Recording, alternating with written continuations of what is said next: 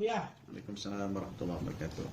Eh, Semenjak dikeluarkan fatwa MUI Kota Pekanbaru, ada pertanyaan kepada kami, Buya, tentang poin nomor 2. Apa yang maksud di situ, Buya? Baik, terima kasih.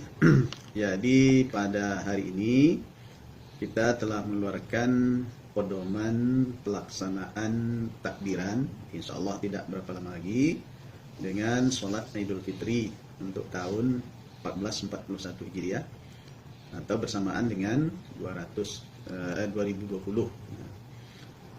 Pedoman ini kita keluarkan setelah kita menerima beberapa ketentuan baik dari pusat, dari provinsi maupun dari kota Pekanbaru yang kita cintai.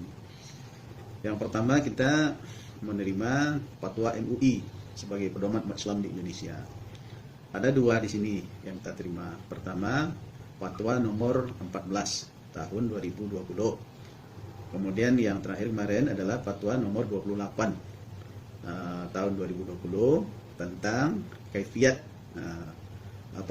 takbir dan sholat Idul Fitri di era pandemi COVID-19. Kemudian juga kita melihat hasil terakhir dari perkembangan yang ada di Kota Pekanbaru. Karena kita melihat kota ini adalah Pekanbaru adalah sebagai wilayah yang strategis ya, dan sini adalah tempat masuk semua orang. Ya, mau ke Kampar sini dulu, lihat airport, ke Dumai ya. Jadi kita tempat strategis dekat kemana-mana, dekat juga ke mancanegara. Jadi pintu masuknya ke Provinsi Riau dominannya adalah di Pekanbaru.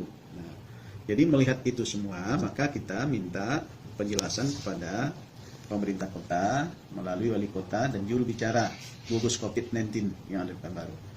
Ternyata Pekanbaru ini adalah daerah yang sangat rentan penyebaran wabah itu, di samping tadi pintu masuk dari seluruh jalur. Dan Pekanbaru pada tanggal 21 itu ditetapkan sebagai daerah darurat COVID ya, daerah darurat. Kalau darurat itu kan sudah mengarah kepada bahaya ya. Kemudian tanggal 15 April dengan perkembangan yang begitu pesat, nah pemerintah kota dengan timnya itu mensurvei bagaimana perkembangan COVID di Pekanbaru. Ternyata sudah sampai ke tingkat zona merah. Nah, jadi dengan berdasarkan inilah ya, pertama informasi dari pemerintah kota dan dari tim gugus, kemudian ada regulasi yang mengatur, maka MUI pada hari ini telah mengeluarkan fatwa atau himbauan ya. Dan himbauan ini juga tidak serta-merta turunnya begitu, keluarnya begitu, tapi melalui proses yang panjang juga. Kemarin kita kumpulkan berbagai pimpinan ormas ya, dan juga pimpinan lembaga dakwah untuk mencermati apa yang berkembang di masyarakat. Jadi masyarakat sekarang ada yang yang punya semangat tinggi untuk bagaimana menghidupkan masjid kembali ya, dapat sholat di sana, kalau bisa Id juga di sana. Nah, sementara masyarakat yang lain juga ada mengkhawatirkan jangan-jangan nanti kalau berkumpul di masjid yang orangnya banyak, tidak tahu nanti mana yang kena penyakit, mana yang tidak punya penyakit. Karena kalau wabah virus ini kan tidak sama dengan kita menghadapi harimau ya, atau menghadapi singa, atau menghadapi ular. Kalau dalam ruangan itu ada ular, ada singa, ada harimau, ya jelas kita lari kan. Nah, tahu kita. Tapi kalau yang wabah ini tidak tahu kita. Nah, jadi oleh karena itu berdasarkan itu semuanya, maka hasil ijtihad kita tetap menghimbau masyarakat, untuk melakukan sholat Id, ya, takbir malamnya, kemudian sholat Idnya bersama keluarganya dan anak-anaknya bersama keluarganya di rumah masing-masing. Ini apa? Ini tidak menyalahi aturan, tidak menyalahi hukum, ya, karena dalam saat darurat maka hukum darurat diberlakukan. Jadi Pekanbaru ini darurat COVID. Di samping itu juga dia zona merah ya. Maka untuk mengambil manfaat yang lebih besar itu apa? Adalah menjaga kesehatan, menjamin kesehatan dirinya, keluarganya dan masyarakat. Maka kita mengambil maslahat yang lebih besarnya apa? Menyelamatkan diri. Nah, menyelamatkan diri apa caranya? Mari kita takbir bersama-sama ya, menghidupkan rumah tangga kita sekaligus sholat di situ. Oleh karena itu pada hari ini himbauan itu kita keluarkan ya, kita keluarkan dan juga kita sampaikan bagaimana panduannya. Kan ada juga masyarakat, gimana Pak katanya kan kalau di rumah macam mana caranya sholat id itu katanya kan. Nah kita berikan panduan situ. Ya sama seperti biasa ya. Cuma ada tambahannya di dalam sholat id itu ada ditambah dengan 7 takbir ya. Kan pertama, kan kedua 5 takbir. Antara takbir itu kita baca subhanallah walhamdulillah wala ilaha illallah Allahu akbar. Ya kan? Nah kemudian ada khutbah. Nah gimana Pak? Ada pertanyaan tuh, kami tidak ada yang mampu khutbah. Nah, suami tidak mampu khutbah, menantu tidak mampu khutbah maksudnya. Nah, kita sebenarnya sudah menyiapkan konsep apa? Konsep pendek ya. Nah, konsep pendek kalau bagi yang mau khutbah juga. Tapi kalau yang tidak bisa juga ya sholat aja. Sholat aja apa? Sholat aja 2 rakaat ya. Sudah sholat 2 rakaat ya doa takbir. Ya, takbir untuk menimbulkan semangat syiarnya agama di rumah tangga. Nah, jadi ini yang kita himbau masyarakat, mari kita berpikir kemaslahatan yang lebih besar ya daripada yang kecil itu, karena ada tamasikan sunat ya. Tahu-tahu di situ nanti ada wabah. Kita kan kalau nanti umpamanya keluar orang di hari raya itu, berapa lapangan biasanya ini? Atau berapa masjid? 1.380 masjid sebenarnya kan. Taruhlah yang dijadikan tempat sholat itu 1.000 masjid. 1.000 masjid kalau hari raya akan berkumpul orang, saya rasa tidak akan kurang dari 500. Ya kan? 500 orang. 500 orang itu akan berkumpul satu masjid kali 1.000 masjid. Berapa itu isinya? Ya. 500 kali 1.000 ya. 500.000. Ya kan? 500.000 apa? 500.000 orang. Siapa yang menjamin 500.000 orang ini bebas dari penyakit, bebas dari virus? Kan ada kan? Ya. Nah, jadi jangan nanti untuk menjaga kemaslahatan itulah makanya kita bermohonlah, berharaplah pada masyarakat ya untuk menghidupkan rumah tangganya sebagai ganti dari masjid untuk melaksanakan sholat id besok. Itulah.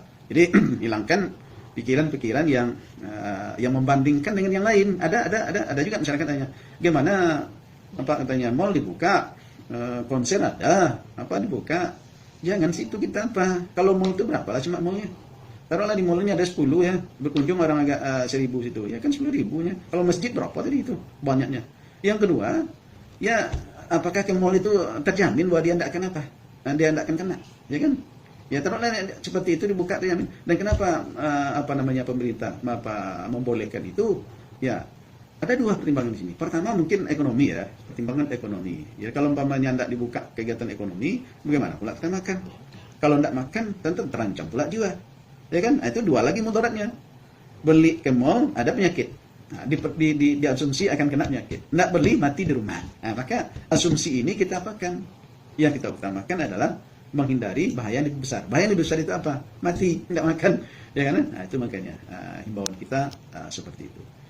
Kemudian terkait yang pertanyaan tadi, di Fatwa MUI nomor 28 tahun 2020 itu ada pada poin kedua itu bahwa sholat id itu boleh di lapangan, boleh di masjid, boleh di musola. Itu koma, belum titik. Nah, jadi kalau saya harap masyarakat harus membaca utuh, apalagi tokoh-tokoh masyarakat, jangan cepat di-share saja. Mau balik, jangan cepat di-share saja, dibaca utuh, dipahami, baru share. Nah, ya. Jangan nanti dibaca separuh-separuh di-share, maka dia gagal paham. Ya kita tidak boleh gagal paham, mesti kita jelaskan dengan sebaik-baiknya. Ya, jadi sholat id boleh di lapangan, boleh di masjid, boleh di musola. Tapi situ koma dengan catatan, dengan syarat. Pertama, di wilayah itu, di masjid itu tidak dinyatakan wabah virus COVID itu sudah tidak ada lagi. Ya, nah, sudah steril, artinya sudah diyakini bahwa situ tidak ada lagi wabah virus COVID atau bebas dari COVID. Dan yang memberikan penjelasan itu tidak semua orang.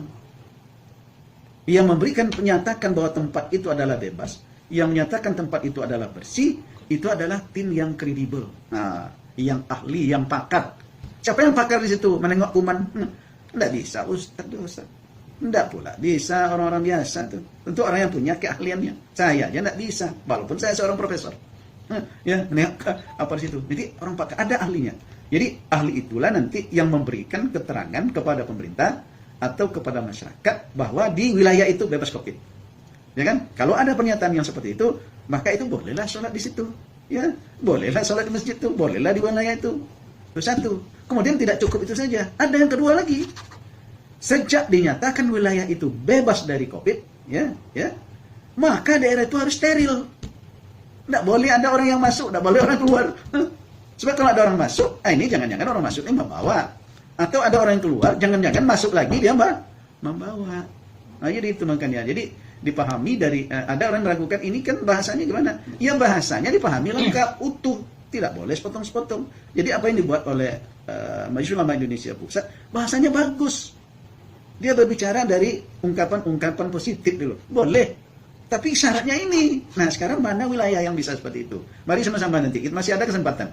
Ya, insya Allah kalau tanggal 24 hari Minggu ya. Kalau kita puasa raya hari Minggu kan masih ada. Sekarang baru Selasa, besok Rabu, Kamis, Jumat. Nah, masih ada 3 hari lagi. Kita mintalah tim bekerja. Kalau memang ada di wilayah Pekanbaru yang menyatakan bahwa situ adalah bebas dari COVID dan kemudian ada jaminannya bahwa situ tidak ada lagi orang keluar masuk, kemudian diterapkan protokol kesehatan dalam pelaksanaan sholat Id, silakan lah tuh. Tidak ada masalah itu, ya, tidak ada masalah. Nah sekarang gimana? Kalau Pekanbaru dikatakan merah dalam ketentuannya, apabila yang di standar merah itu bukan lurah, bukan RT, bukan RW, bukan camat, tapi yang dinyatakan di situ wilayah itu adalah kabupaten atau kota. Apabila dinyatakan kabupaten itu, kota itu adalah zona merah, merah semuanya sampai ke bawah. Kenapa begitu? Karena masyarakatnya berputar di situ. Kota itu masyarakat berputar ke situ kemana-mana kan. Ya, ada yang ke kota, ada yang ke sini, ada yang ke situ kan gitu. Jadi makanya penetapan oleh pusat seperti itu. Tegaskan saja Bu ya, untuk Pekanbaru. Pekanbaru kita menghimbau tetap sholat di rumah masing-masing. Ya, kenapa? 2 pertimbangan yang paling mendasar tadi. Pertama, Pekanbaru masih berstatus tanggap darurat. Kedua, tanggal 15 April Pekanbaru dinyatakan sebagai zona merah. Nah, 2 itulah. Ya kan? 2 itulah yang kita khawatirkan. Jadi kemaslahatan yang lebih besar itu adalah menyelamatkan diri. Oleh karena itu, saya sebagai Ketua Umum Majelis Ulama Indonesia menghimbau masyarakat untuk memahami ini. Kemudian, mari kita laksanakan takbir di rumah bersama keluarga dan anak-anak. Nah, mari kita sholat Idul Fitri di rumah sama anak-anak dan keluarga. Bagi yang tidak mampu untuk baca khutbah, ya silakan nanti sholat 2 rakaat saja. Dan kalau bagi yang carilah khotib umpamanya yang sudah steril, dia tidak kena wabah corona, bawa ke rumah, diberi honor. Itu aja himbauan saya ya. Terima kasih Bu ya. Mudah-mudahan himbauan MUI dapat ditaati oleh seluruh masyarakat Kota Pekanbaru untuk sholat di rumah. Ya, terima kasih. Jadi pertanyaan bagus sekali tadi. Mudah-mudahan ini bisa dipahami oleh masyarakat sehingga menghilangin polemik-polemik yang di masyarakat ya. Dan mari kita berdoa 4 hari ini mudah-mudahan COVID ini hilang dan ada tim yang menyatakan bahwa Pekanbaru bebas. Bebas dari kata hari Jumat kita sama-sama keluar menyampaikan kemenangan, mengucapkan takbir. Nah, mudah-mudahan kalau ini sudah selesai semuanya, bersih semuanya, dinyatakan oleh tim yang kredibel ya, maka kita sholat bersama-sama lah nanti itu kita nikmati. Terima kasih atas perhatiannya. Mohon maaf atas segala kekurangannya. Mudah-mudahan manfaatnya. Assalamualaikum warahmatullahi wabarakatuh.